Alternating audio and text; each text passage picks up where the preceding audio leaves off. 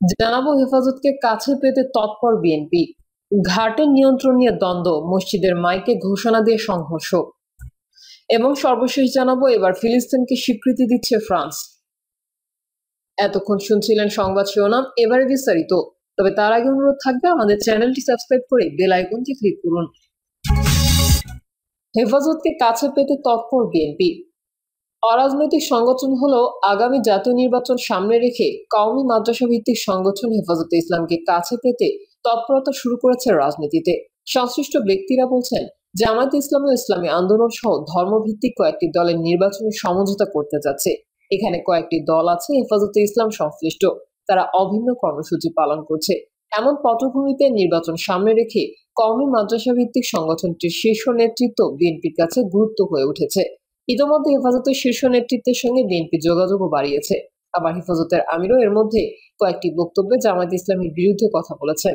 সব মিলিয়ে কওমি মাদ্রাসা কেন্দ্রিক ভোট ব্যাংক লক্ষ্য করে রাজনৈতিক দলগুলোর হেফাজত কেন্দ্রিক আগ্রহ বেড়েছে। বিএনপি স্থায়ী কমিটির সদস্য সালাউদ্দিন আহমেদ ও জাতীয় নাগরিক পার্টির আহ্বায়ক নাহিদ ইসলাম গত বৃহস্পতিবার ঢাকায় হেফাজতের আমির মুহিবুল্লাহ বাবনগরীর সঙ্গে সাক্ষাৎ করেছেন। এর আগে গত 1 আগস্ট বিএনপির দুই নেতা সালাউদ্দিন আহমেদ ও নজরুল ইসলাম খান চট্টগ্রামে গিয়ে তার সঙ্গে সাক্ষাৎ করেছিলেন। এদিকে জামায়াত ইসলামী সহ যে 7টি দল জুলাই সনদের পূর্ণাঙ্গ বাস্তবায়ন এবং সংখ্যানুপাতিক পদ্ধতিতে নির্বাচন সহ বিভিন্ন দাবিতে অভিন্ন কর্মসূচি শুরু করেছে, এর মধ্যে কওমি মাদ্রাসা ভিত্তিক দল রয়েছে 5টি। সেগুলো হলো ইসলামী আন্দোলন, বাংলাদেশ খেলাফত মজলিস, বাংলাদেশ খেলাফত আন্দোলন ও নেজামে ইসলাম পার্টি। এর মধ্যে ইসলামী আন্দোলন ছাড়া বাকি 4টি দলের হেফাজতের সঙ্গে যুক্ততা রয়েছে। সংশ্লিষ্ট সূত্রগুলো বলছে, হেফাজতে ইসলামের আমির মুহিবুল্লাহ বাবনগরী চান না কওমি মাদ্রাসা ভিত্তিক কোনো দল জামায়াতের সঙ্গে নির্বাচনী জোট বাঁধুক। বাবনগরী শুরু থেকেই জামায়াত ইসলামের বিরুদ্ধে। দলটির প্রতিষ্ঠাতা সায়েদ আবুল আলা মাওদুদীর বিশ্বাসগত আদর্শিক কারণে সর্বশেষ গত বৃহস্পতিবার, যেদিন জামায়াত সহ 7টি দল একযোগে বিক্ষোভ সমাবেশ কর্মসূচি করেছে, সেদিন সকালেই ঢাকার ইঞ্জিনিয়ার্স ইনস্টিটিউশন মিলনায়তনে জাতীয় উলামা মাশায়েখ সম্মেলন 2025-এ মুহিবুল্লাহ বাবনগরী বক্তৃতা রাখেন। সেখানে তিনি জামায়াতের সঙ্গে ইসলামী দলগুলোর জোট বাঁধার বিপক্ষে কথা বলেন। তিনি সেই দলগুলোর উদ্দেশ্যে বলেন, আগামী নির্বাচনে এমন কোনো দলের সঙ্গে জোটবদ্ধ হওয়ার চিন্তা করা যাবে না যাদের ভ্রান্ত বিশ্বাস সম্পর্কে বুজুর্গানে দিন ও পূর্বপুরুষেরা আগেই সতর্ক করেছে। সংশ্লিষ্টরা বলছেন, হেফাজতের আমিরের এই অবস্থান বর্তমানের সময়ে বিএনপির জন্য বেশ সহায়ক, বিশেষ করে জামায়াতের সঙ্গে কওমি মাদ্রাসা ভিত্তিক 5টি দলের একযোগে সুনির্দিষ্ট কয়েকটি দাবিতে কর্মসূচি শুরুর পটভূমিতে। তবে মুহিবুল্লাহ বাবনগরীর এমন বক্তব্যকে হেফাজতে ইসলামের নয়, সংগঠনের আমিরের ব্যক্তিগত বক্তব্য বলে মনে করেন জামায়াত ইসলামীর সেক্রেটারি জেনারেল মিয়া গোলাম পরোয়ার। তিনি প্রথম আলোকে বলেন, হেফাজতের আমির একজন বুজুর্গ ও বিজ্ঞ আলেম, আমরা ওনাকে সম্মান করি। ইসলামী দলগুলোর ঐক্যের ব্যাপারে ইসলামী উম্মার সবাই আন্তরিক, সেখানে ঐক্য ক্ষতিগ্রস্ত হতে পারে এমন কথা তিনি বলতে পারেন না। এই ধরনের বক্তব্য কোনো খোলেস মমিনের কাছ থেকে কাম্য নয়। অবশ্যই হেফাজতে ইসলামের আমিরের জামায়াত বিরোধী ধারাবাহিক এমন বক্তব্য নিয়ে সংগঠনের ভেতরে মিশ্র প্রতিক্রিয়া আছে। বিশেষ করে ধর্মভিত্তিক কোনো অরাজনৈতিক সংগঠনের নেতৃত্বে থেকে এভাবে কোনো রাজনৈতিক দলকে আক্রমণ করে বক্তব্য দেওয়া বা নির্বাচনী জোট গঠনের বিরোধিতা করে কথা বলতে পারেন কিনা, এই নিয়ে হেফাজতের ভেতরে কিছু কথাবার্তা হচ্ছে। তবে হেফাজতের আমির দেশের একজন বয়োজ্যেষ্ঠ আলেম, তিনি কওমি মাদ্রাসার ছাত্র শিক্ষকদের কাছে অত্যন্ত শ্রদ্ধাভাজন ব্যক্তি।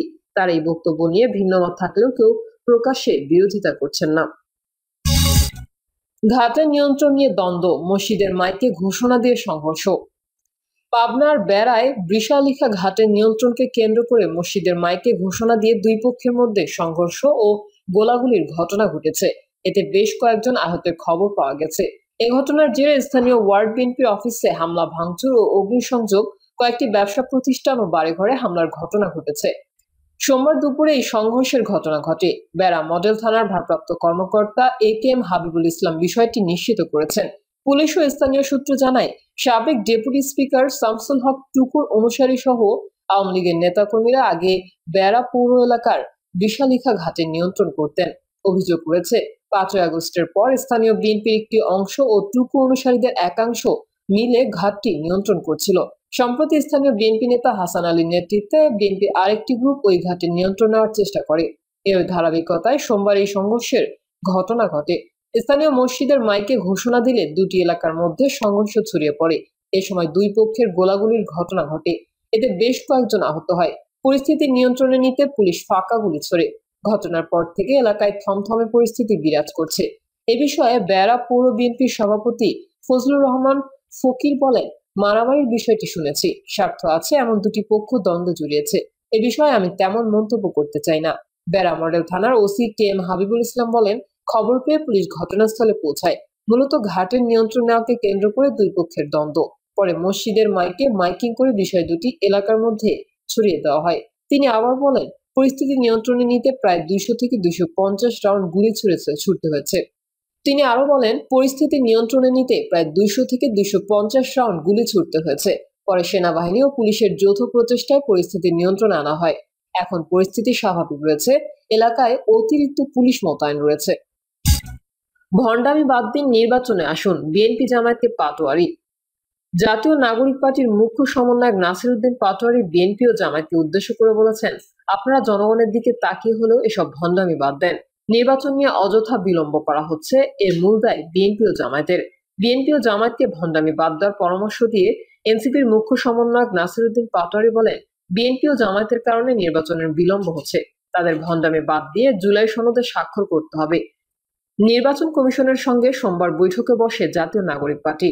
প্রধান নির্বাচন কমিশনার এএমএম নাসির উদ্দিনের সঙ্গে বৈঠক শেষে নাসির উদ্দিন পাটোয়ারি বলেন, বিএনপি 50 থেকে 100 আসনের বেশি পাবে না বলেছিলাম, এখন অবস্থা আরো তলানিতে। দ্রুত বেশ কয়েকটি রাজনৈতিক দল এনসিপির ব্যানারে আসছে। নাসির উদ্দিন পাটোয়ারি বলেন, বিএনপি ও জামায়াত এখনো জুলাই সনদের আইনি প্রক্রিয়া আসছে না, এটাই নির্বাচন বিলম্বের মূল কারণ। আমি বলবো, জনগণের কাছে মাফ চেয়ে হলেও আপনারা এসব ভণ্ডামি বাদ দেন। জনগণের দিকে তাকিয়ে হলেও দ্রুত নির্বাচনে অংশ নিন, আইনি প্রক্রিয়ায় আসুন।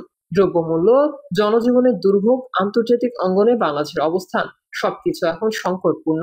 300 আসনের মধ্যে 150 আসনে এনসিপি জয় পাবে প্রত্যাশা করে নাসির উদ্দিন পাটোয়ারি বলেন, এনসিপি 300 আসনের প্রার্থী দেবে এবং সব আসনে জয়লাভের জন্য কাজ করবে। আমরা বলেছিলাম 300 আসনের জন্যই লড়বো, তবে বাস্তবতা অনুযায়ী 150 আসন আমরা জয়ের মতো পরিস্থিতিতে আছি, কনফার্ম অবস্থায় বলেন তিনি। তবে বিএনপি বা জামায়াত কতটি আসন পাবে তা নির্ধারণ করবে জনগণ। এমন মন্তব্য করে তিনি বলেন, আমরা একবার বলেছিলাম বিএনপি 50 থেকে 100-র বেশি পাবে না, এখন তো বাস্তবতা আরো খারাপ। এনসিপি প্রতীকে বড় জোট আসছে। প্রতীক নিয়ে প্রশ্নের জবাবে তিনি বলেন, এনসিপি আলাদা নাম থাকবে, এনসিপির প্রতীকেই থাকবে, অন্য দলের নাম বা মার্কা বিলীন হয়ে যাবে। এনসিপির ব্যানারে অনেকগুলো দল আসছে, ইনশাল্লাহ বিগ টাইম একটা দল হতে যাচ্ছে। প্রবাসীদের ভোটাধিকারের নতুন অগ্রগতি। নাসির উদ্দিন পাটোয়ারি বলেন, ভোটের ক্ষেত্রে ওনারা পাইলট করবেন, তখন থেকেই আমরা নাছোড়বান্দার মতো লেগে আছি। আমাদের প্রবাসী ভাই বোনদের ভোটাধিকার নিশ্চিত করতে হবে। পাইলটের মাধ্যমে কেউ ভোট দিতে পারবে, কেউ পারবে না, এটা কোনোভাবেই হবে না। তিনি জানান, একটি ইতিবাচক দিক হলো ইসি এর মধ্যে নোটিশ জানিয়েছে যেসব প্রবাসীর এনআইডি কার্ড আছে তারা সবাই ভোট দিতে পারবেন। পাসপোর্টধারীদের এনআইডি সহজীকরণ চেয়ে প্রস্তাব